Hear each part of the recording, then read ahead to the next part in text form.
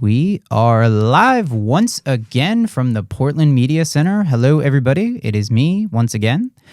My schedule's a little crazy now. I just started a new job, so it's likely that these episodes are going to be coming out every other week because my job has me working in the mountains for a full week at a time. So these episodes are probably going to be coming out every other week. But this is another episode of Between the Piers, live from the Portland Media Center. I want to take a moment to welcome a very special guest on today's episode of Between the Piers. I don't think it's very easy to book a mermaid for a podcast, so I am personally thanking my lucky stars that I have one here. Starfish. Starfish, okay. Definitely, I'm going to learn a lot of mermaid lingo today, I think, which is super cool. I'm so excited. Angel, thank you so much for taking the time out of your schedule to be here. Oh, I'm so happy to be here. Absolutely. So great to have you.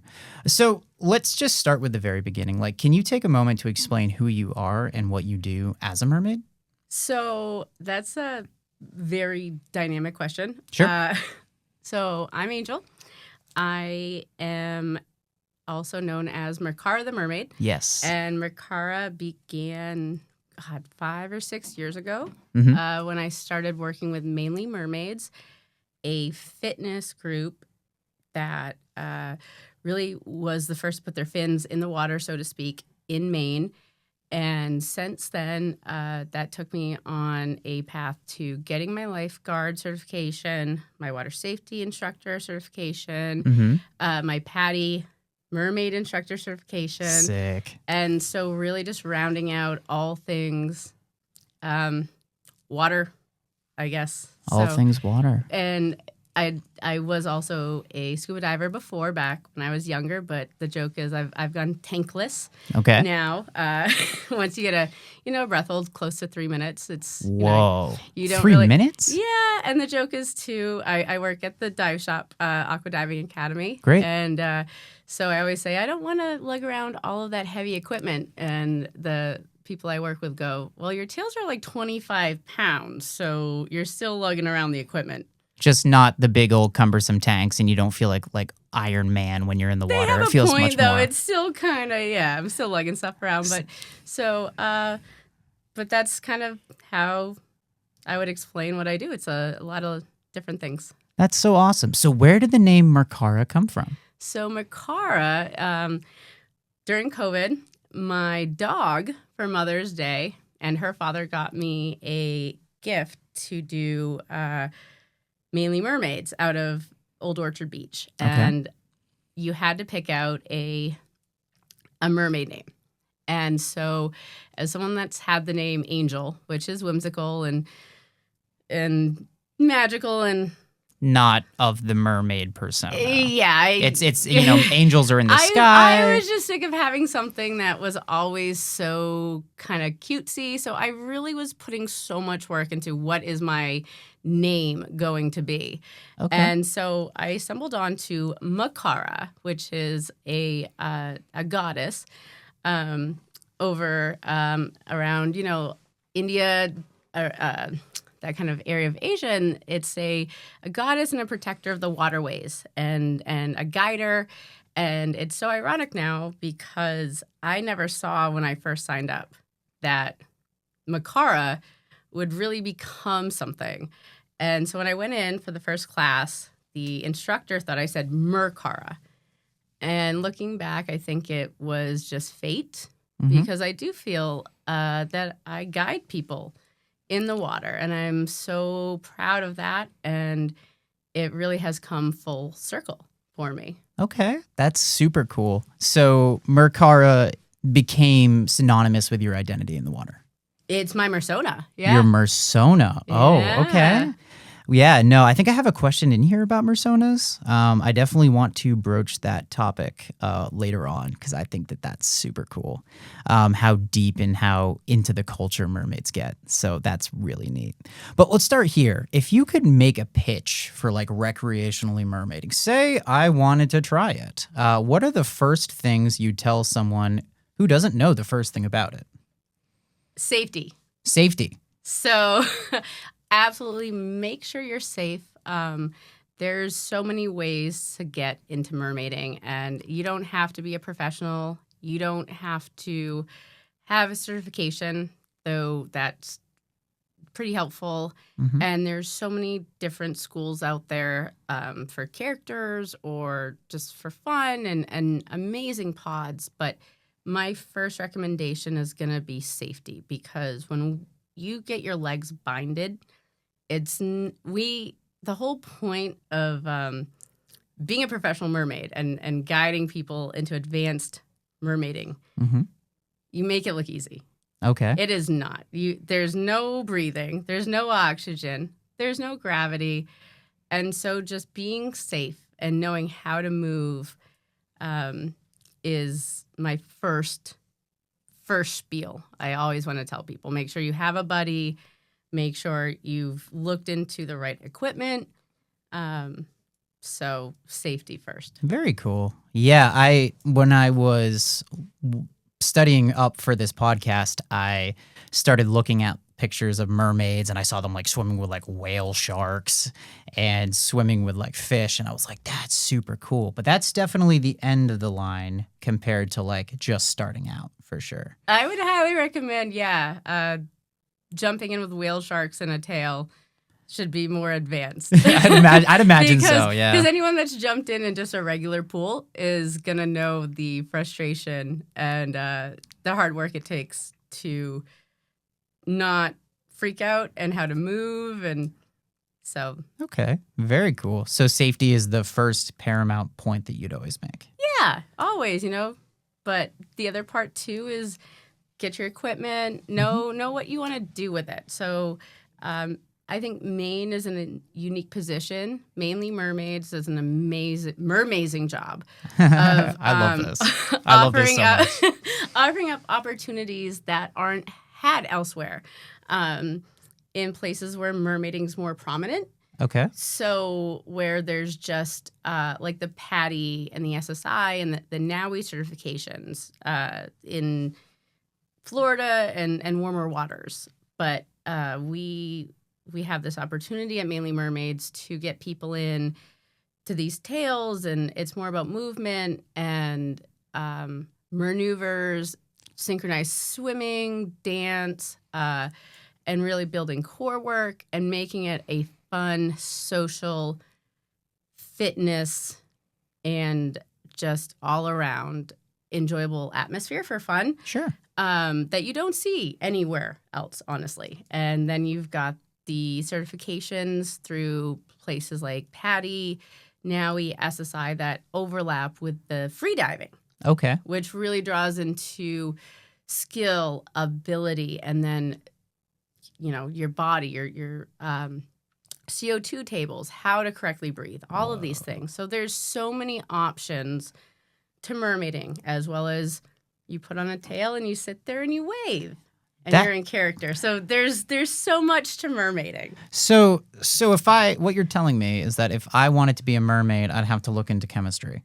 No. Oh, no, God, no. okay. I always joke. I owe my chemistry and my physics and my geometry teacher so many apologies, because now all that I do is based on, just geometry and physics and chemistry. But no, that's not super important. Okay, well, fair enough.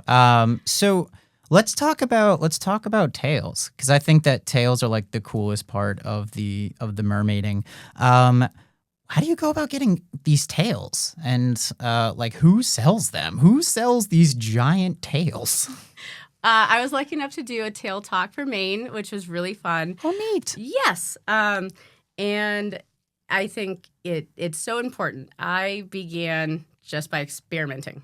And these are very expensive experiments to make. How expensive? Oh, God. So when I got my big ones, it was at least 4 years ago, and it was at least $250 per monofin. Oh, my gosh. I think now they're going for $360, and that's just the silicone monofin. Merflation? Merflation. Inflation doesn't just hit the human world. It's definitely it's a tidal wave. Oh, dear. Yes, but it is an expensive startup, and so making the mistakes in the beginning. Some of my mistakes were $700 mistakes. Oh my goodness gracious. And it's not like you can just send these things back. No, because are they like custom built for you? Some of them, yes. Okay. But the setups can be expensive, and it's hard to know what size you are.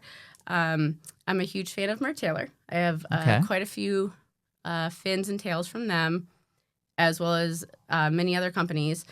But getting the equipment together and getting into these fins and figuring out what worked for me. But there's so many varieties of fins. Okay. And tail skins and weight, silicone, what it's made out of, the durability. So some monofins, Mahina, shout out to my girl Elle from Cape Cali and the Mahina brand. When I went down to work with her, I was like, I am not getting any more fins. I do not need another monofin. I could not leave the parking lot before I bought the monofin. Oh my goodness gracious. I was so ashamed of myself in the best way. But fins do different things with their weight and their shape and their size. So again, as you advance, figuring out what works best for you. Okay. And you don't always get a pod that can help you do that. So I'm really proud of being able to bring that to the mermaids in Maine. So you've used the word pod twice. Can you explain what a pod is? Because I'm thinking about like a pod of dolphins. Yes. Or like, okay. Yeah. Oh, like a pod of dolphins. Yeah. I mean, so, colleges have sororities and fraternities, and the NFL has their teams. And so, mermaiding has pods. Okay. And these pods are like social groups that get together in mermaid, or how's that work? I would say that that's a loaded question because everybody takes mermaiding differently. Okay. And so it depends. But the way that we view it here in Maine is there's a pod. And I'm so proud to be a part of this. A lot of my students and Mainly Mermaids, they have a text chat and they're constantly going out to breakfast or celebrating each other. And so it's more than just the fitness or the mersona. It's become a wonderful joy to them. Mm-hmm. And that, I think, is one of the things I am most proud of. Okay. And I think that's really important because in mermaiding, there's so much drama. Oh, and, dear. I think you see that a lot online and in TV shows and whatnot. Okay. So drama in what way? In the way that, now it's difficult because I don't want to say it's dramatic. Okay. But I think everybody knows that there's always some drama or some contention, especially when things are exciting and early on. Yes. But not everybody gets along in the mermaiding world sometimes. Fair enough. I think that's very typical in any hobby sphere, right? Like I like bird watching. Bird watching has become my thing. And I think that I would probably blow a gasket if I had to bird watch with like a 75-year-old man with a giant scope. And I think it's hard too. It's one of those things where you're not doing it in a parka. It's a very vulnerable position. You're not in a lot of clothes. You're going out of your comfort zone. Yeah. And sometimes there's the best of people around you, and sometimes there's people that swim alone. So some people don't have pods, and that's completely fine. Totally. So it's a form of self-expression. Absolutely. Yeah? I think that's a really good way to explain all of the dynamics and ways you can mermaid. Totally. So where did this start for you? So I think wanting to be a mermaid began before I knew it. I was in kindergarten when my teacher told me that mermaiding wasn't a real job. Oh, wow. Not like a firefighter and a policeman. Well, that's not fair. No, it's not. But it took me many years to prove her wrong.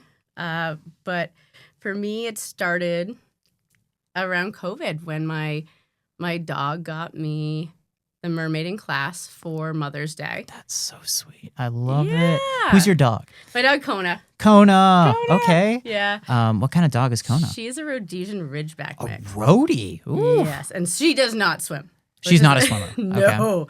Okay. But that's, I took the class, and at first I was like, this will be fun. And the next thing I knew, I was getting my lifeguard cert. I was working with the owner of Mainly Mermaids and helping to bring more classes to Maine as she was traveling. And now Mainly Mermaids has instructors in, I want to say 3 or 4 states. It's really grown. Linda Merlin does an amazing job with really wanting to open up the waters for people in that way. Would you say that mermaiding as a hobby is like exploding in popularity? Would you say it's rising in popularity? I would have to, because it's the statistics are showing that with PADI and other aqua businesses, that the mermaiding is taking off more than some of the scuba diving. Their induction numbers and their certifications are really growing at an exponential rate. Awesome. Very cool. Are there like competitions? So with most hobbies, even with bird watching, I found that there are like these competitions where people try to like see the most species of birds in a county or in a state. It's ridiculous. Really? Yeah, no, that's a thing. That's a thing. People go out to look for birds. Like tomorrow I'm heading to the Scarborough Marsh to look for a white-faced ibis.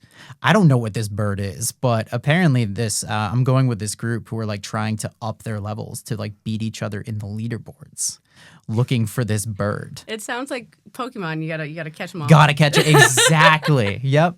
But the point I'm making is that like these in any hobby there's some form of competition. Most hobbies, like I don't know if there's like competitive knitting or competitive I don't know if that's a thing, and if it is then they are braver folks than I. But for mermaids, they're like competitions. Absolutely. Cool. So there's the Merolympics. There's Merolympics. The Merolympics. There's Merolympics. There's also the Miss Mermaid. Okay, so it's like a pageant. So yes, a mer pageant. A mer pageant. Am I doing that right? I think so. I never got really involved with that, but there was one from every state, and they would go and compete. When I was first following along, a while ago, Felicia with fins. Okay. She won. I want to say she was from DC. Okay. It was a mix of pageantry as well as underwater work. But there's Aqua Mermaid up in Canada used to hold a lot of competitions. A woman out in Utah has a competition that she's building, and it's definitely something that has been in mind for New England. But there's so much that can go into that, whether it's a synchronized piece and putting together your own routine or races. There's a lot of different competitions you can get into. Sure. But it's definitely still very layered. It's still kind of in its infancy in terms of competitions? Just depending on what you want to do. If you want to be dancey, there's synchronized things out there. Okay. There's breath hold work and competitions. There's races. Ooh. So as with anything, there's... Yeah. Like bird watching, there's always competitions. Can you imagine competitive bird watching? No, I'm actually I thought I've heard it all as a mermaid, but now competitive bird watching. There's like a documentary on YouTube, and it's called like Lifers, and it's about these 2 dudes who just like get really high on the couch, and they're like, "Yo, we're gonna look for all the birds." So yeah, Scuttle. Competitive bird watching is a thing, which I think is just absolutely wild. Scuttle from The Little Mermaid. Scuttle is... The seagull. The seagull. Oh, my gosh. Yeah, and he has, like, the funny hairdo and... The thingamabob. The thingamabob. So how inspirational, talking about The Little Mermaid, like, I feel like Ariel, everybody wants to be Ariel. So how many mermaids come into it and they're like, I just want to be like Ariel. I think that's so sweet. I think a lot of people come into it with the idea of, I watched Little Mermaid when I was younger. Yes. And they want to be a mermaid. In terms of Ariel, it's when I go to events and parties. And Yeah. do you know Ariel? Oh my gosh, I love that. That's And then so cute. Can you sing like Ariel? And Can so- you? No, there's a reason I'm under the water, babe. Okay. Poseidon gave me a lot of talents, but that's not But one singing of them. wasn't one of them. He dumped all of his singing stats into Ariel, and Guess so. he said for you, he said, you're just going to inspire the next generation to do it. Ursula did not want my voice. Well, Ursula can go pound sand as far as I'm concerned. So those performative mermaids that you'd like see in a Ren fair, because I know that mermaiding's a bit of a thing in Ren fairs, like bigger Ren fairs. It is. It's really taking off, and I think what's amazing about Ren fairs, because I've been to a few, even before I was into mermaiding. There's so much about creativity and expression. Okay. So, from what I've seen, it started out as the landlocked kind of waving character, and now it's really common for the tanks to be there.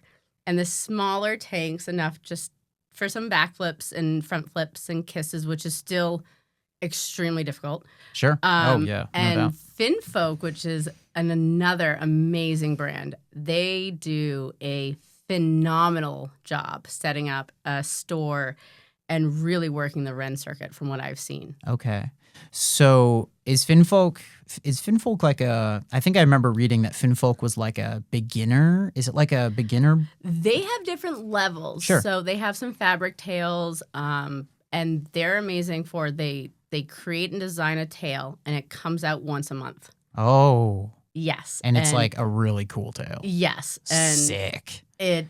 It's so tempting. I have there's 2 mermaids that I work with at Mainly Mermaids that are true Finfolk diehards, and for great reasons. They don't scuff easily. They wear so well. They're absolutely beautiful under the water. They have the power, and they're gorgeous. So I'd imagine people get very, very committed to their brand of tail. I think you would have to be a little bit because, again, there's some tails that can't be bent.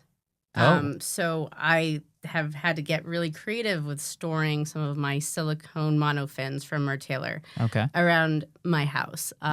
Some of them need X, Y, and Z. And so there's a lot of startup and understanding your tails and your setup and what's best for you. Okay, very cool. So there are different fabrics that go into the tails? Like I'd imagine, because I see like there's like the really big ones that like you see at like Ren fairs, and you see them at like high-end aquariums and stuff. So that's one version. And then there's like fabric to allow for easier. So how's that work? You can get fabric tails from Merkara and FinFun, great brands. But I would say, too, the way that you're putting it, Amazon isn't always safe. Oh, well, that's fair. Yeah. So when you say fabric, yes, there's fabric tails out there that are great and safe and wonderful and a great budget option. But that doesn't mean I'm recommending people go to Shein. Oh, my gosh. Oh, does Shein have tails? Yes. No way. Oh, yeah.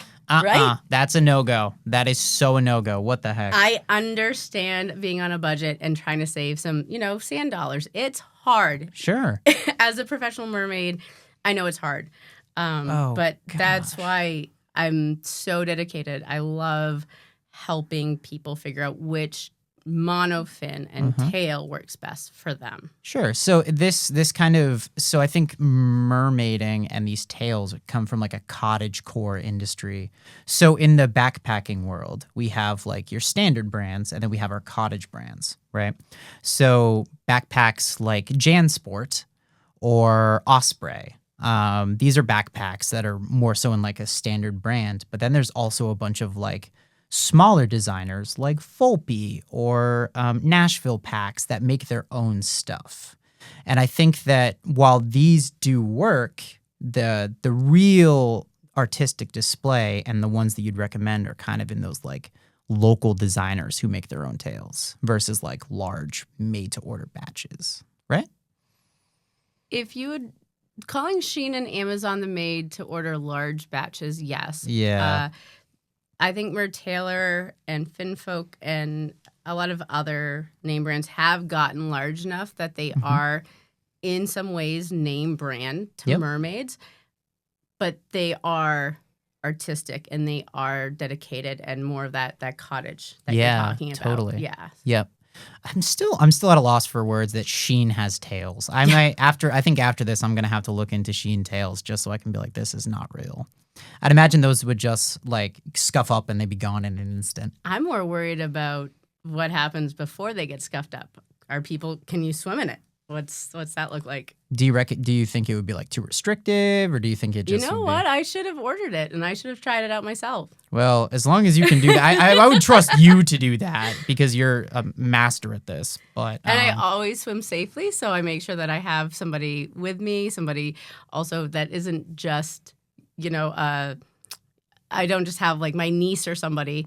If I were to try out a tail like that, I would have a PADI-Certified Mermaid with me. I would have a lifeguard. I'd have somebody that I trust to know if clam it, moment was happening. Cool. Clam it. I love this. I love this. I love the mermaid lingo. This gives me so much life. So what are some challenges that you find that mermaids face, like culturally or in the profession?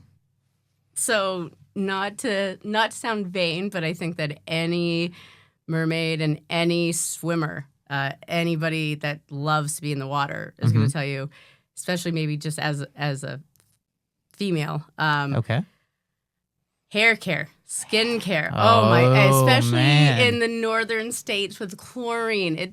The chlorine is just, it does its job to get rid of bacteria, but the hair, the skin, it's especially in February and it's -2 degrees out. Ew. It's not easy. So conditioning, moisturizing, neutralizing shampoo for the chlorine, making sure to neutralizing and cleaning my tails from the chlorine chemicals. That's probably one of my biggest obstacles. Sure, absolutely. And Not then, having my hair turn green. does your hair turn green? It can. No. Yes, absolutely. Yuck. Yes. Oh, no. I dye my hair darker. I'm actually more blonde, but my hairstylist and I, we dye it darker because the blonde shows too much of the green. That's wild. Are you wearing goggles when you're doing this? So I've switched full-time now to masks. Okay. Especially after working and learning more about it with PADI Mermaid certification. Depending on your depth, the goggles are totally fine. But I've found personally, even when I just swim for fun now, I still wear my mask, which is weird for the breathing atmosphere. But my under eyes, I aged myself so much. And no. And I was always a raccoon anyway. Oh, dear. Yep. If at midnight, you can always find me going through the fridge. But, I'm not, I'm right there with you. But my bags got so big just because it's a gentle part of the face and there's a lot of pressure there. So I'm a mask girl all the way now. Totally. Yeah, because I'd imagine with the goggles, it just puts a lot of pressure right at the base of your eyes. Oh my gosh. One time I taught for like 4 hours and I took a picture and sent it to my lifeguard friend and I had these indents on my forehead. Oh my gosh. And they didn't go away until it was like 9 hours later. And I thought I had brain cancer because I had these I had these giant indents and I was like, Molly, is this normal? Oh my gosh. And it was just from the pressure, the constant up, down. Yes, oh my gosh. So with mermaids that aren't using masks and aren't using like the ones that you see in aquariums, I'd imagine or pools and stuff. You gotta worry about the bacteria in your eyes. Oh. You gotta worry about contacts should not be worn. So you're getting because the chemicals will burn in. Oh. The salt, the bacteria, that's really bad. So again, gross. When you see these mermaids doing what they're doing, they're blind. They're not breathing. They have no gravity, and they're smiling and performing like princesses all the while water in their ears, water up their nose. You know, it's like waterboarding yourself. It is a beautiful thing to watch, but mermaiding as a performer is not always beautiful. Sounds brutal. Yeah, because you're blind, you can't see what anybody's doing. You're just your eyes are stinging. There's water in your ears, and it's like walking a runway, especially in aquariums or putting on a show. For me, I think in class, especially for Mainly Mermaids, teaching these advanced moves. Yeah. And there's times when my mask leaks and my entire mask is full, and I've just had to do 3 backflips and smile and not come up, go, even though I want to. Yep. You know? And then when you're in aquariums, you have to worry about the fish too. Like, I think I remember seeing a video. I showed you that video. Yeah, the video of the it was the video of the sturgeon, I think. No, it was this mermaid, and then like a fish like grabbed her face. Yes. Yeah. Yikes. Yes. Yeah, that's absolutely terrible. So when you're on land, right, you can't really move around in this giant tail, can you? No. So, yeah, no, totally. So you have all this makeup on and all these props, and I imagine you invest a lot into props. I will tell you right now, in or out of the water, in my personal opinion, the makeup and the posing is the hardest part to me. Really? Hold me underwater. Let me hold my breath. I will take following around and lifeguarding, safety, watching beginners all day getting kicked in the face. Ouch. But trying to put on the perfect makeup or smiling for the perfect picture, at least for me, is where I'm like, oh, this is the hardest part. Oh, no doubt. Yeah, absolutely no doubt. But I grew up a tomboy, so. Oh, well, that also adds to the complexity of it. But the wig, oh my gosh, that wig headache. You wear wigs? I do. Okay. What color's the wig? It's blonde and purple. That's so sick. Yeah. Oh, that's super cool. Yeah. So how do you get around these events? So a couple of options.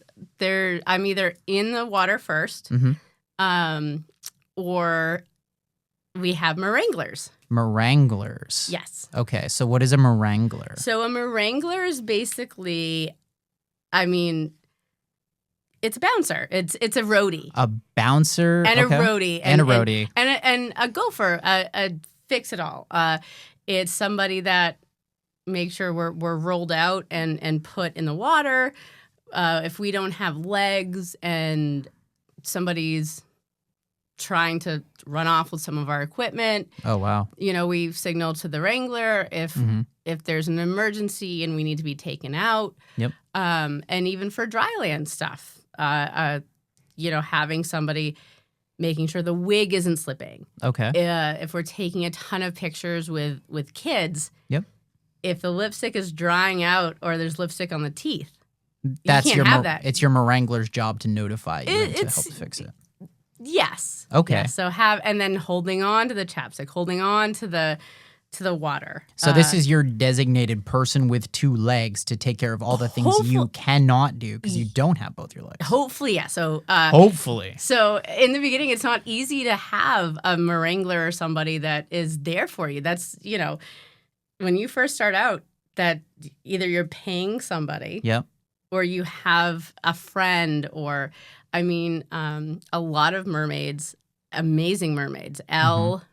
Brandy from Vero Beach Mermaids, their partners, their spouse is they're free divers, scuba divers, underwater photographers. Oh wow! So they create this business together, and it really helps and that support is needed. I think understanding what we're doing it's difficult to speak different languages as couples. Totally. To begin with. Yeah, absolutely. And so there's a lot of trust that needs to be built between you and your meranglers. Not just, especially the merangler, it's nice to have an understanding, because if they're just kind of looking up in the clouds and, you need lipstick or you need help or some kid is ripping your wig off. And they can't you haven't had that happen, have you? No. Okay, good. No, but You've heard stories though. I've had a merangler that's had to deal with kids taking the tridents and the pirate jewel box and running off.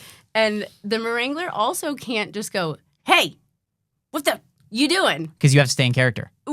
It's still a magical experience. It's like Totally. Disney. So, Yeah. Minnie walks around. Yep. And there's somebody next to Minnie that's a person. Yep. And, you have to, and I think that's a really hard job to keep the magic without being a tyrant.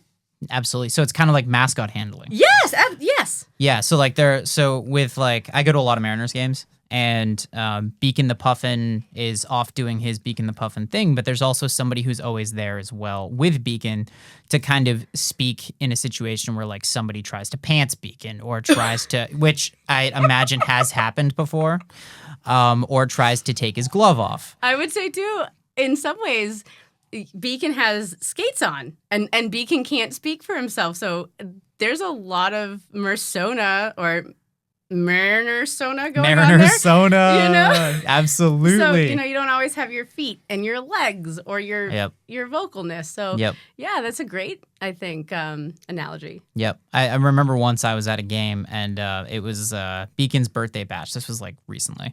And I remember these kids were getting rowdy in the corner. I was kind of sitting in section Y, and Salty Pete, who was the original like Pirates mascot, was there, and I remember just this kid rearing back and kicking him right in the back of the leg.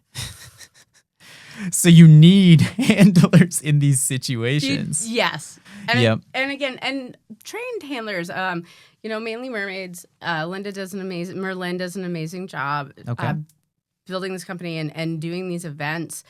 And it's not one of those things where if someone's not available. Sometimes we end up going into events and someone's gotten sick. There's not a spare mermaid, or there's not a Merangler. And it's not something where it's like, oh, let me call up my cousin from, Penobscot. Yeah, it's because they're not trained. They're not aware. Mm-hmm. And so you also have to know how to merangle while you mermaid. Oh my gosh! But merangling. Having a merangler is so helpful. Totally. In so many ways, especially when the events where you have to stay in character. Because I can't tell you how many times I've had to duck under desks, and it was easier closer to COVID. We could wear a mask and sunglasses, and I put my hood up. And there are times when I'm leaving places, and I'm worried that I look like I'm robbing a bank. Oh, just because Because the kids,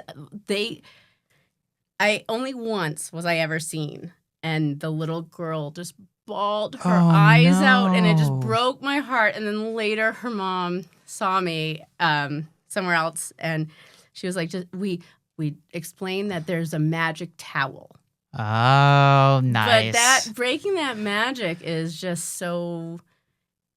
It's a labor of love what we do sometimes. There's not a lot of sand dollars and money and fame in mermaiding sometimes. And so you do it because you want to spread the cheer and the happiness. So those moments, you don't ever want those to happen again. Totally. So kind of a follow-up question I had. Have you ever had to come up with like a really creative improv story? So you have a kid who's like, now, obviously you're not a mermaid. You're just somebody in a tail. Have you ever had to come up with like a really creative improv story, or had a Merangler perhaps that had to do that? So two things come to mind. There was a kiddo that was, you're not real. And I was being transported.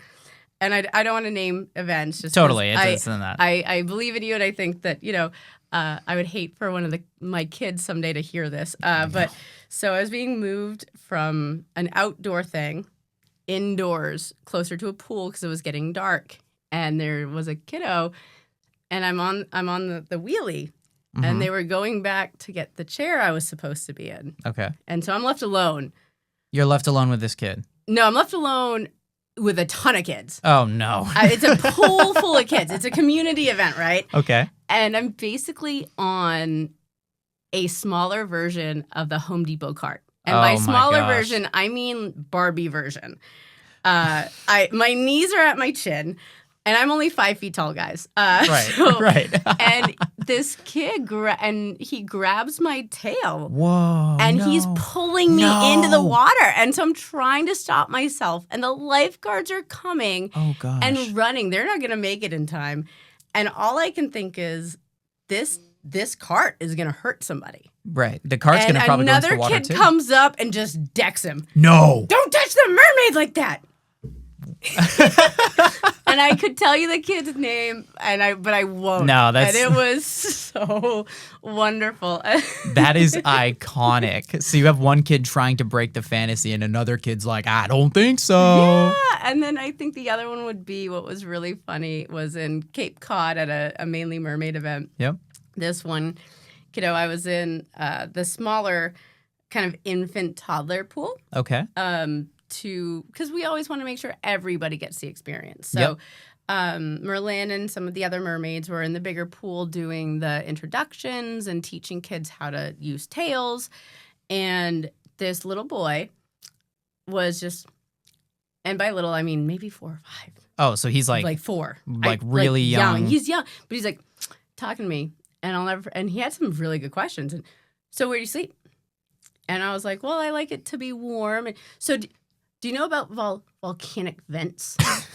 Do you know about that? And he goes, what do you do about tsunamis?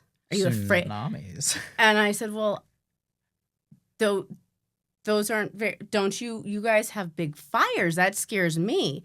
He goes, yeah, that makes sense. Oh. He goes, so tsunamis for you are fires for us. He goes, in Maine, we don't have fires. My aunt has fires in California. Do you know that California's not going to be there pretty soon?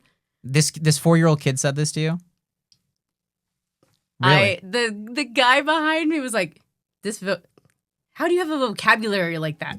This kid's going to grow up and he's going to run a pharmaceutical company or something nonsensical like that. The country club we were at, if he doesn't, then I think they wouldn't be very happy with him. It was a very, very wonderful, very, very classy, expensive place. So it doesn't surprise me. But do you sleep by the volcanic vents? Only snails can sleep there, you know. Oh my gosh! And now he's getting into like thermophiles and all these like crazy. Oh my gosh! He goes, can you hear it before the earthquakes when the plates shift? Young man, you are 4 years old. You were supposed to be talking to me about Mickey Mouse. Normally I'm used to. You know, have you met Ariel? What do you eat?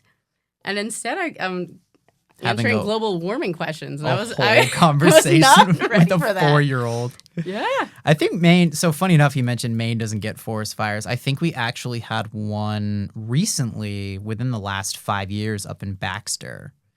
And the reason was because somebody dropped a lit cigarette while doing tell this kid. forestry. No, he does not need to know this. This is the last thing this kid needs to know because it's just ammo for his ego.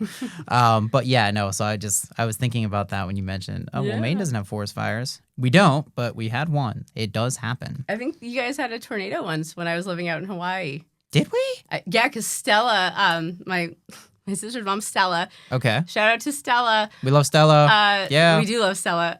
She made my sisters, Tori and Alexis, get in the bathtub and put a mattress over themselves. Wow. When I was living in Hawaii, yeah. So you were living in Hawaii and I got a phone call from my sisters just saying that, mom's going crazy. But there was some kind of earthquake or tornado, very low record thing, but it was legit, yeah. Totally. So in most cases, I'd say children are pretty easy to win over unless they're well too aware of thermophiles and volcanic vents and the fact that Maine doesn't get forest fires. But what about like adults? Because I feel like you have a lot of both. So how do you win over adults that want to dismiss you as just a person in a tail versus like keeping this character and this mermaid alive? So there's again, a very layered question. Totally.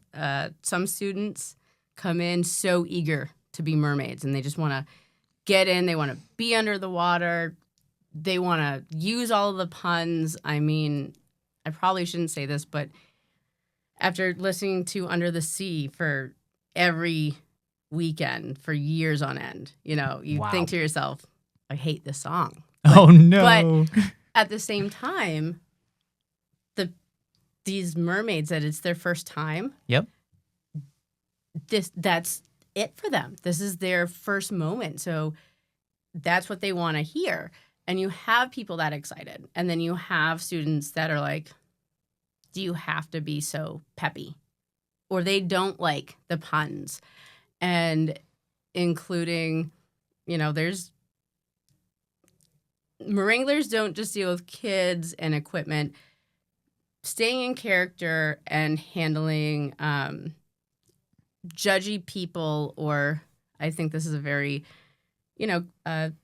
company term at this point, merverts. Merverts. I have a feeling I can figure out what merverts are. Yes, it's real, and that's hard too. So it's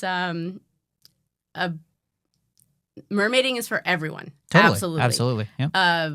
But mermaiding as a profession or a side hustle is so much more than just the swimming and the fitness. It would be like somebody that, swims every single day versus somebody that is doing, triathlons. And there's just a difference, I think, in how you approach it again. Totally. Yeah. Totally. Because not everyone, if you want to become a mermaid and swim in your pool or get PADI certified and go on vacation with your girlfriends or PADI Merman certified, you're not going to deal with students and merverts and half of these problems. Sure. That's more the professional side. Right on. So this is obviously like mermaiding is very popular, I'd imagine, amongst women and female presenting individuals. But I can't imagine it's very popular amongst men.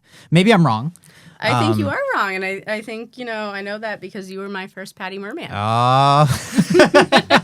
Of which I've made a couple at this point.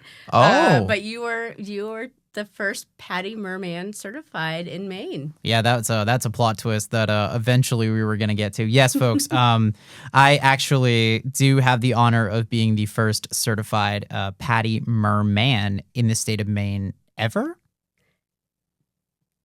I can't say that you are the first that lives in Maine to be certified, but you are the first merman certified in Maine, because before me there was no other PADI instructor for mermaiding. I'll take the wins where I can get them, I think. And so a lot of people were traveling. Like I had to travel to Florida multiple times to become an instructor. So when I say that, but yours is the first in Maine. Certified in Maine, yes, absolutely. Okay. So with that being said, and that being broached, what do you think would bring more men to the mermaiding scene? Maybe it's just seeing more men doing it. I think seeing more men doing it is a big piece. One of the things that because again, thank you so much for being my first merman, but totally, it's not, you weren't my only. There's, I think, a big draw because in Maine, the spearfishing and the freediving world is it's catching up, and we have some amazing industry leaders with freediving and great people around here, but they're not as accessible. Okay. So a lot of people, specifically men that have wanted to work with me, are spearfishermen because they want that breath hold. They want the duck dive. They know that I can't certify them as a free diver or a spearfisherman, but they want to utilize the skills that are taught. And I think that is extremely, again, you asked me earlier, safety. No doubt. There's no getting a tail and jumping in and hoping for the best. Yeah, but not same with the spearfishing and the freediving. If you can't find something around here to level up with this, it's a great way to learn more skills, keep yourself safer. The breath work that goes into mermaiding really overlaps with freediving. So you're learning so many skills. You're learning what to be afraid of, how to be afraid of it, how to make sure it doesn't happen, which is never something you can promise. Right. And that's why you train for emergencies. Yeah. But, just there's 3 steps to a correct dive. There's so much that goes into your breath work and your form that really lends itself. So I think I'm seeing a lot of men that way. Sure. Do you think that there's a stigma regarding men getting into mermaiding? Well, sure. And I think that as somebody that did a lot of dance and cheerleading, it's the same way. But I'm going to say this to whoever's listening, you know, the guys that learned how to dance, there's 2 guys and 16 girls. The math works out, okay? The math works out. Additionally, for Take all a y'all, home ec class, you know? for y'all playing football, y'all are naked with a bunch of dudes, and the dancers are with a bunch of ladies. Just putting it out there. I remember taking small engines in high school. That's you know, it was awesome. me and then all guys. Yep. You know? I've gotten into like contra dancing. Like there's a contra dancing thing in Portland that I've been going to. And then also this Sunday I'm going to like a waltzing class. Very cool. Yeah, just doing stuff to further get into the community out here in Portland. But going back to like talking about dance, I am also super into dance, and I was super into mermaiding. Yeah. So I had a lot of fun doing it, and it's totally worth it. Well, and also too, I mean, the merangling thing, it's being able to pick somebody up. You know, I'm 5 feet tall, but I'm got curves. And then you add on, it's a 10-pound silicone top. The wig when it's wet is 10 pounds. The monofin is, you know, between 20 to 25. Oh. All together plus my weight, it's not easy to lift us and carry us. Totally. And I've talked to meranglers that worked at the Formula One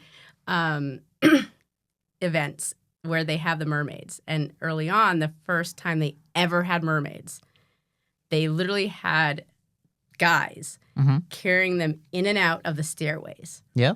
Over and over. Oh my goodness. No rollers. And now they have it down to a science, right? Totally. Yeah. But in the beginning, I know 2 of the men that started out that were doing that for their ladies. So they have like, are we talking about like Formula One racing? They have so they had an mermaids event in they still do in Florida. Okay. For the Florida Formula One, and so they have mermaids like doing their little waves and everything, and sick. Yeah, and so a shout out to Brandy Merbubbles. Merbubbles? Merbubbles. I was so honored to be a part of her float this last year now for the 4th of July. Her and her husband were part of that.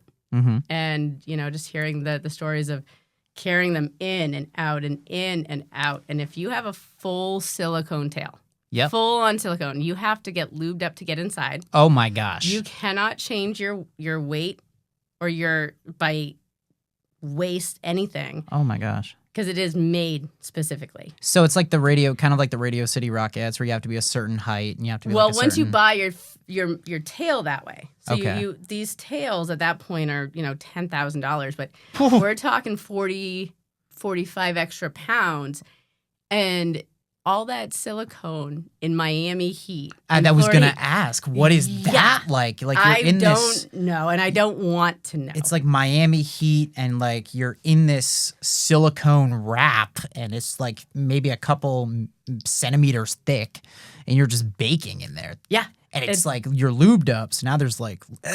And you can't go to the bathroom. Oh, no. No, you have to get carried. And again, mermaiding is a beautiful work of art. But being a mermaid is not always beautiful. Yeah, I was gonna say. So I that actually follows up what I think we just answered this question. But what is the least magical part of being a mermaid that nobody thinks about? And I think we just answered that. Honestly, maybe the nerves going into it. I think sometimes for some events, if things are starting to get hectic, you know, the chipperness and just kind of being a little frazzled is easy to happen, and barking orders and being on edge and not being your best. I'm not always proud of that, for sure. But for me, I love to take these pictures, and I need to do so much more online. But the pictures of all the makeup and the before, and then when I'm just a waterlogged rat Oh, inhaling 3 Chipotle burritos. Like, I think Love it. one of my favorite. I drove from Mass, stopped at the Kowloon. Okay, I had a 4-hour drive. I had to drive down to Mass the night before. Had a 3-hour event. There were 36 bobby pins in my wig. oh, Did not take it off. oh my gosh. Got in the car, walked into the Kowloon, best egg rolls in the world. Like still silicone top, wig. Just if I got pulled over, I don't know if they would have taken me in or just let me go. Kept driving and got to a friend's house, and I was like, "You got to get these bobby pins out." As I'm putting As egg you're roll, like inhaling these egg rolls. Don't get the duck sauce on the wig, and just Oh my gosh. Yeah. I'll tell you a really funny story about being pulled over in a funny outfit. When I was in high school, I went to. Do you know what Rocky for Equality is? No, but I cannot wait to learn. Okay, so do you know what Rocky Horror Picture Show is? I know what it is, but I've never seen it. Oh, I that's know. such a bummer. In high school, they had a Rocky for Equality show in my local vicinity, and my mother and I decided to go. And part of Rocky for Equality is there's a costume contest, right? So, in this costume contest, my mother and I decided let's just go All out. for it, all out. So here I am wearing like thigh-high boots, I've seen this picture. fishnets. You've seen this picture I've seen before. this picture. Yes, you absolutely have seen this picture before. And I've seen you in a tail too, and I just gotta say, this picture really takes the cake. Yes, so and I'm in like a bustier, if you can imagine me in a bustier, and I'm wearing this like linen silk like robe, and it's just this crazy hodgepodge, and that's what I'm wearing. And the costume contest comes along, right? And there's like the costume competition, and the rules are pretty simple. The loudest cheer wins. And I knew, I just like that switch flipped in the back of my mind. And I looked at my friend and I said, watch this, I'm about to win this. So I did a bunch of martial arts at the time. So I was more flexible than I am now. And I go up in this outfit and I rip this robe off and do a split. And the crowd, as you can imagine, goes bananas for it. And I do end up winning the costume contest. I don't remember what the prize was, but I left it under the chair. So I never got whatever the prize was. You were not that agile when you took your PADI class. Oh, no, definitely not. No, I am. Where was that agility? I have stiffened up. That's where that is where that agility has gone. But it doesn't matter because when you put on a tail, your legs are closed. That's exactly it. So my mother and I are driving home, and we're like going through this like median town. So there's like the town I lived, there was like a middle town, and then there was like where the event was. And we're driving, and we get blues behind us. We're like, oh no. So we get blues behind us because my mother unknowingly ran a stop sign, right? And the blues flash, and my mother's in this like really, really like questionable maid outfit, and here I am still in my bustier and wearing fishnets, and the cop walks up, he shines that flashlight in, and he's like, license and registration, please. And you know, when he goes back to the precinct, he's like, guys, you will not believe who I just pulled over. So I've been in a similar situation. Yeah, that has happened. I have shark flip-flops, and I'll show them to you now. And Okay. I got pulled over on the way to work Oh. at 4 a.m, going to the Westbrook Community Center. And I got pulled over, and he asked why I was going so fast, and I had to explain that the teeth of the shoes were messing with me. Oh, no. And he looks at me, and he looks down, and this poor cop had obviously been on all night, and I could just see it in his eyes. Do I want to even deal with somebody that wears sharks on their feet? And dude, if you knew the half of it, right? Oh the my mermaid thing gosh. never came up. And I mean, yeah. obviously, you don't want to talk to a cop and be like, oh, by the way, I'm a but mermaid. He's like, He's like, yeah, I don't want to hear that. Yeah, he let me go and all that. But I was like, I'm gonna be late. The pool's not gonna open. But Yeah. I said, can I reach down and show you? Because you don't want to just reach for it. Of course. And yeah, I just pull it up and I show, and he just, you could just tell. He's just like, gonna what? let you off He's with like, a warning, ma'am. Poor dude maybe had 5 minutes left to his shift. He's like, I'm not doing this. I'm not. This is the last thing I'm dealing with right now. So aside from some of the more performative aspects of mermaiding and freediving, I know you often teach a lot of breathwork classes and work with individuals to get them more comfortable in the water. Can you explain more on that? I do. And so I think that water is for everybody. Okay. I was never on a swim team. You weren't? No. And honestly, I think the doggy paddle should be in the Olympics. It is a stroke. And I doggy paddled until I was, 13-ish. I do not come from a family of swimmers. Okay. At all. Mm-hmm. It's quite the opposite. And so when I got scuba certified at 17 in 2008, Okay. before I graduated high school. Yep. That was a big thing. I went on to work with a lot of trauma and mental health. Yep. And assault, and learning a lot about support and awareness and guidance. And I loved what I did in that aspect. Mm-hmm. And now I really enjoy I've got so many certifications, but I don't feel that I'm just one thing.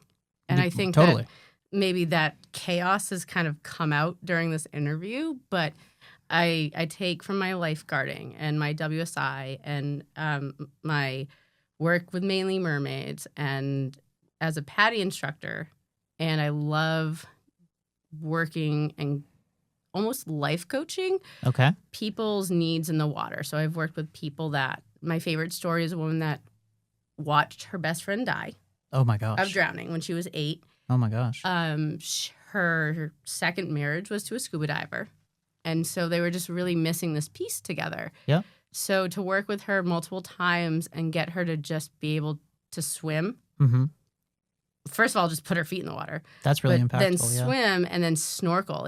It was life-changing. It really gave her closure, and I think it really helped her next chapter with her husband.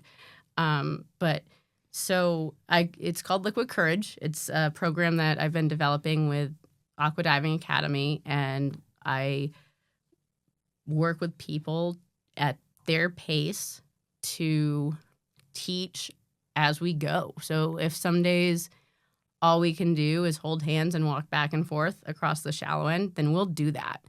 There's not a lot of swim lessons for adults in Maine anyway. Right. So I'm really excited to take that into consideration. I've worked a lot with the Muslim and the immigrant and the refugee community as well, through Westbrook Pool and Neo and In Her Presence, as well as through the dive shop, and just also taking cultural considerations into things. It's a complex world, but totally. The water should be for everybody.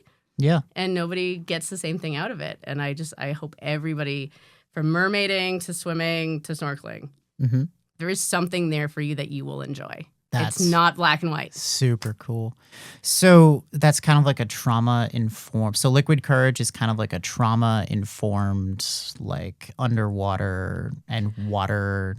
So I do a lot of swim lessons. I do a lot of even just being able to stand in the water. Yeah. So just water therapy and that's anxiety. Really huge for people. Yeah. And then also working with people that do want to get more under the water. So swim drills, wipeout drills. So if you surf, I go over drills to build your power, and then if you're held under the water. So working on different drills under the water as well as on top of the water. That's super huge because I know in surfing you can truly feel, because the water should be for everybody, but the water's also incredibly powerful. If you're not afraid of the water, then you don't respect it, and then you probably shouldn't be in it. Yeah, no, for sure.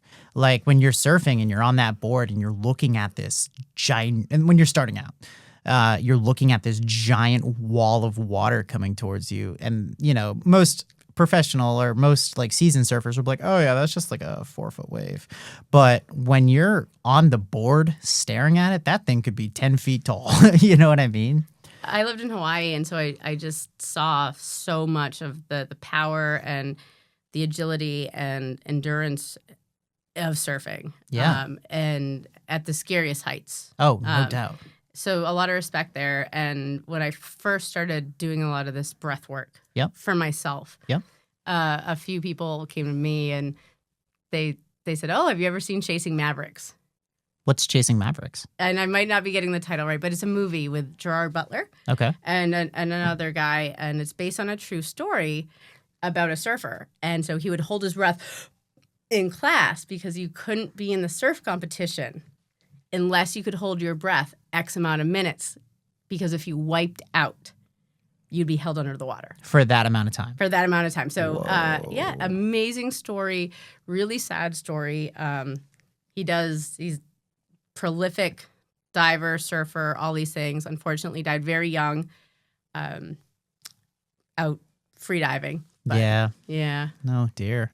Yeah, I think that there's a lot of movies about surfing, particularly. I was thinking of that movie, not Surf's Up, although I do love Surf's Up. The movie the penguins? with the penguins and Chicken Joe. But there's the movie about the oh gosh, isn't it called Soul Surfer? She gets attacked by Bethany Hamilton. Yes.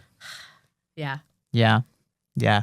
Yeah. I I got certified as a diver. Yeah. Very young. So when I lived in Hawaii, surfing just wasn't my thing. I think that I didn't want to run into anybody. There's a lot of etiquette that went into it. Oh And yeah, unwritten also, rules. Yeah. And as a scuba diver, you're taught when you're under the water, everything goes up. Like things, I don't want to scare anybody. I don't want to, but I definitely was more freaked out about being on top of the water. Where the power is. Under the water. Yeah, no, yeah. I also just animals out there.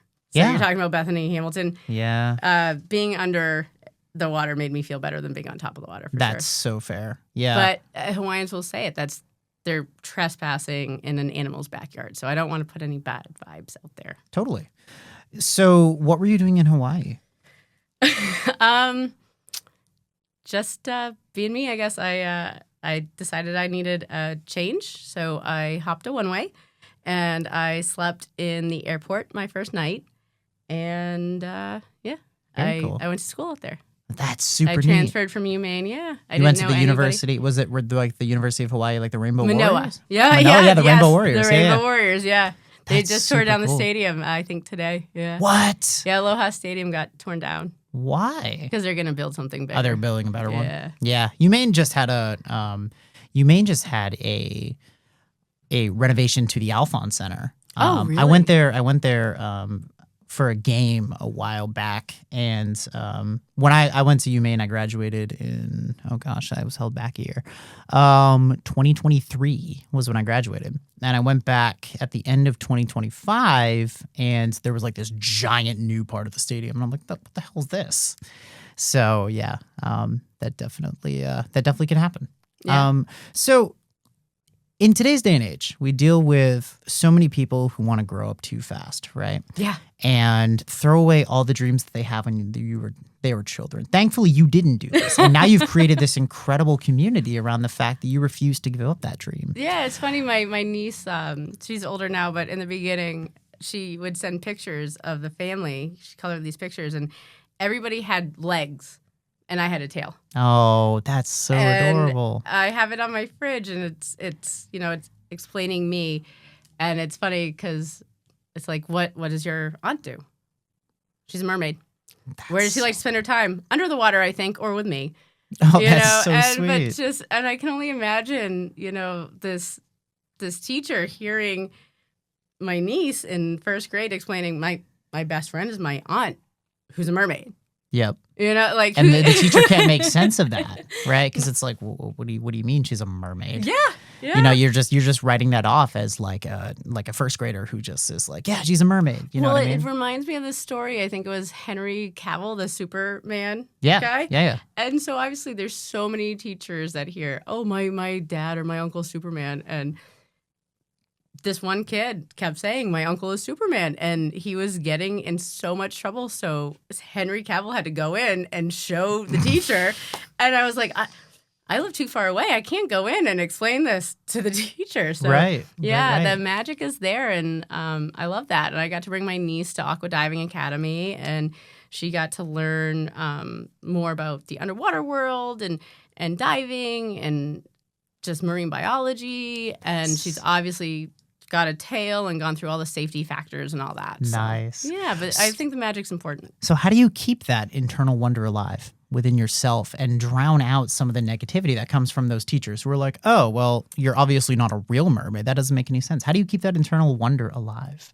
I think being under the water makes it easy. It's one of those things where in any job you wake up and think, oh, God, I don't want to do this today. I'm not having a good... But whenever I get in the water, or as soon as I see my students, or just when the water drowns out everything, there's this peace and this meditation that comes to me, which is ironic because I'm normally just chaos on wheels or in a tail. And Totally. there's just there's a passion, and I'm lucky enough to do something that brings me peace and serenity as much as it brings me, oh God, I have to make sure I'm booking events, or I'm doing this, or I'm teaching well enough. I'd imagine that's very stressful. It can be, but when you love what you do, it's easy. Yeah, absolutely. So I guess we're getting a little philosophical with this next question, but why do you believe that the wonder and fantasy that we had as kids gets drowned out as we get older? Because you were staunchly like, that's not true. I don't vibe with that. So why do you think it happens? I feel like people are going to come at me if I answer this. I think there's a lot. Nobody has a perfect childhood or friend or anything. And so really it's, I guess, a nature versus nurture thing. But, you have to keep the magic for yourself. And hopefully, I want to be the magic in the world for people. Yeah. Because there should be magic. And if it's a huge responsibility and it's not always easy. Yeah. But be the magic you wish to see in the world. Because somebody's got to light the fire. So, somebody's got to light that candle. Somebody's got to take that first step. And so hopefully the magic stays within you. Hopefully you find somebody that has magic and you pay it forward. But it's important to just believe. And that, I think, especially in today's day and age, is the hardest part. And I've had students from Mainly Mermaids that would come in after losing a family member. Oh, wow. And they were upset. And I said, do you want to get in 10 minutes early? Nobody else was there. I put the music on, and it meant the world to them. And so finding that magic in such a hard time, Mainly Mermaids is, I'm so proud of that building that we've done socially and soulfully, I guess, when you put it that way. Sure. Do you believe that the whimsicalness of your craft is a tool for helping those who have trauma around the water? I would say if you've had trauma around the water, it's a magical place, and you should definitely meet and see mermaiding. But maybe start with swimming and being comfortable, because when you take away your legs and your air, it's not for everybody. Yeah, no, definitely. And then you're blind, like you had mentioned earlier. You're blind, you can't see anything. For performance, but in classes and in PADI and certifications, you're not blinded and drowning and all of these things. Sure. So I mean, again, that's there's different tiers to it. So do you believe, rather than the whimsicalness of mermaiding and of your craft, is a tool for helping those with trauma? I hope so. I hope it helps everybody. But trauma is something that can really take away, your whimsy and your magic and your belief in the world. And so maybe your Jiminy Cricket is a little mermaid. Yeah, that's really awesome. Lastly, have you ever had to explain to a fully grown adult that you are in fact not amphibious? Yeah, a little bit. My grandfather comes to mind. He's always like, how long until you grow gills, and more so He's because, waiting for it. Well, I think it's funny in the way that, my family was excited. I moved back from Hawaii, right? Totally. I'm not 6,000 miles away. And now, I'm not around adults that are beating on me. Yeah, when I worked in mental health, I was getting beaten up. I was totally in the ER all the time. That can be a lot of trauma. And so I switched to this. And I will never forget saying, I'm trying to prepare and train to dive under the water and go through a school bus in a quarry and come up and be the first mermaid to do that. Did you? No, the team that we were going to do that with and the trip itself got canceled. Bummer. But Stella... Shout out to Stella. Stella.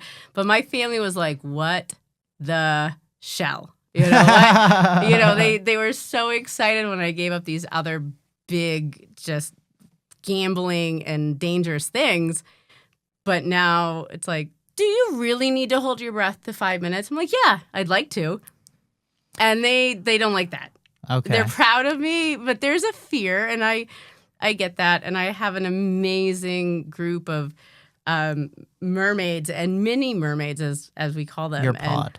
And there's a girl that she's been with Mainly Mermaids for a long time, and she was actually the youngest PADI-Certified Mermaid in Maine, and I believe in New England. So you've certified the first merman and the youngest in New England, potentially. Potentially, yeah. She was. I had to do her on her own because of the class limitations, and I always joke with her mother because, she still swims with me. Well, she swims with Mainly Mermaids, and she's under there for so long that I'm like, your mom's not going to let you play with me anymore. And her mom's amazing. Shout out to her mom just for being so supportive and wanting to see her come into something like this. But absolutely. It's I can see how some people would be like, I don't really want my daughter under the water for like 45 seconds at a time, And so it's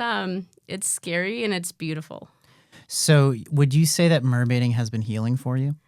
Without a doubt. Nice. 100%. After COVID, and I lost my aunt and uncle during that time, and I'm sorry to hear that. it was it was hard on everyone, and I think that I was just in a place where things were tough, and what started out as just a fun gift, a very thoughtful, wonderful gift, changed my life in so many ways, and my students. Again, owner of Mainly Mermaids, for seeing me and wanting me to be on board and help build what she's making. Mermaid L, for when I just went down to get PADI Mermaid certified, telling me that I should be an instructor, and seeing that within me and helping me get there. It's been, it's definitely. I think I could have gotten more cynical in some ways. I might have been on an edge I didn't realize. Nice. And it's definitely made me want to keep believing in the good. That's awesome. So say that there's somebody who hears this and they want to become a mermaid in the greater Portland area near the Portland Media Center. What would they do? How would they start? So absolutely reach out to Mainly Mermaids and the owner there. You can find that on Facebook or online at mainlymermaids.com.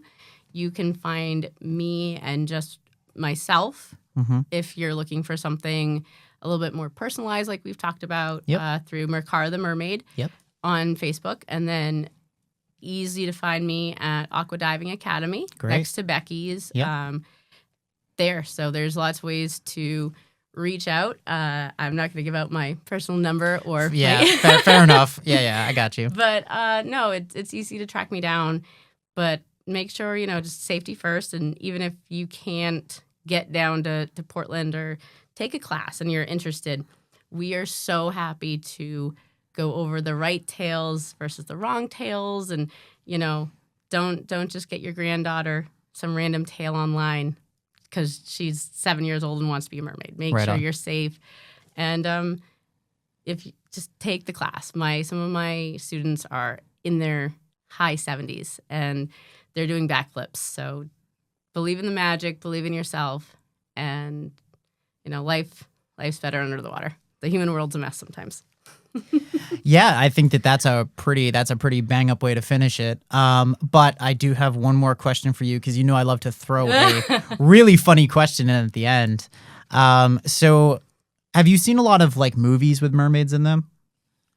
I've seen movies, yes. So like Ariel, you obviously know. Have you watched like Ponyo, Studio Ghibli movie? No. Okay.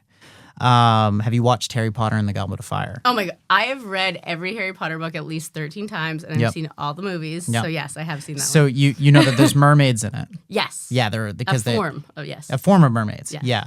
And then have you seen Pirates of the Caribbean? Absolutely. So you know the sirens. Yes. Okay. So say the Mermaid Olympics we talked about earlier. Okay. The three competitors are Ariel, the mermaids from the Goblet of Fire, and the sirens from Pirates of the Caribbean. Who's winning? You for asking this question. This is the best question ever to be put to somebody in a hot seat like this. Two fins way up, Piers. Thank you. Piers Sidon. Piers. I like that. So yeah. I would have. I guess it would depend on the event. That's. Are we talking speed, agility, deadliness? That's a. I would have to give it to. Little Mermaid would. Ariel would definitely be in third place. Oh. Just because I think that she's not very competitive unless she's looking for her man. That's fair. And then I think that the sirens of the pirates, they've got a lot going on. They've got a little bit, they can come up out of the water better. So I'm gonna have to go the Pirates of the Caribbean, and then the mer people under the lake in and Hogwarts. The Tri-Wizard tournament. Yeah. Okay, Yeah. So the sirens are the winners of the Mermaid Olympics. Yeah, I would have. Yeah, Okay. they did some pretty cool stuff. Cool. I wouldn't mess with them, and the fact that they've only caught one of them one time. Yeah. And not to mention that the mermaids from the Goblet of Fire end up being scared away by Victor Crumb, who's like half shark, half human. Like it's a whole crazy. I'd be afraid of that too. That's so fair. He didn't do a good job. No, he did a pretty bad terrifying. job, and he ends up being like half shark, half human Yeah. because he messes up the transfiguration spell. Oh my God. That's fair. Yeah, now that I'm thinking about it, that would be kind of terrifying. Yeah. Okay, so this was absolutely incredible. We covered so much. We covered different types of tales. We covered mermaid puns. Well, what would you say was your favorite part of your mermaid experience? Because I think that would lend a lot too. Yes, that is a fantastic question. I think the performative aspect of it is super, super neat. And creating this character that allows you to feel free under the water. My tale, for anybody who's listening, is actually based off of the Selkies of the Irish mythos. And so I have a seal tale, and it just felt very aligned with who I am as a person. And especially like, the stigma about it is, and I felt the stigma a lot, that we can't wear colorful tails, which we totally can, but I wanted to do something more natural. So getting a tail and connecting with that tale and creating a character around it was really impactful. I'm an actor by trade. I love acting. Any chance I get, which unfortunately is few and far between these days. So getting to create these characters is really special. So you'll probably see me at a lot of Ren fairs. Sadly not in a tale because I'd love to do that. But definitely performing and feeling so free under the water, because I've done scuba diving as well, and you just feel so like locked into this system. My gosh, yeah. When I was supposed to do my refresher, I was trying on the different wetsuits again, Yeah. and it was before we opened, and I was on like my third one, and I'm not gonna say the word, but it started with an F. I was like, give me back my tails. I'm not doing this. I'm not. Yeah, because you Needless just feel to like say, I didn't get my research last summer. sure, because you feel like you're just locked up in this giant system. And I think with mermaiding, it's just so much more freeing. It is, in that kind of like soulful, philosophical, almost. I don't want to say Wiccan way because that's a little too religious and Sure. political. But Sure. there's a like grounding, how people walk around barefoot. Yep. When you have so little between you and the water, It's freeing. Yeah. Yep. 100%. And I think that's one of my favorite parts about it. Well, by maybe far. we should plan to go out as Merkara and Piers this yes, summer somewhere. Please. Yeah, I let's would do like to a do pop-up. Yeah, that sounds great. Yeah. I'm so down. Yeah, and, maybe people can comment in and tell us where we should do it. Yeah, absolutely. And don't say Flagstaff Lake because visibility there is really poor. Yeah, somewhere where a lot of people would be because we want to. I think that would be super cool in bringing Yeah. like the mermaiding to the people of Greater Portland. Yeah. So if anybody has any ideas as to where they'd like us to show up in Mermaid Tales, do let me know. Put it in the comments. All right. Thank you so much for your time. Thank you so much for sitting here and letting me talk to you about mermaid tales and whatnot. It was so cool to have a mermaid on my podcast. Oh, it's definitely a great time. Definitely. Oh, man. I'm actually going to go after this and like study up all the mermaid slang and mermaid puns. I think that's huge. Thank you so much for listening, folks. And as always, stay weird, Portland.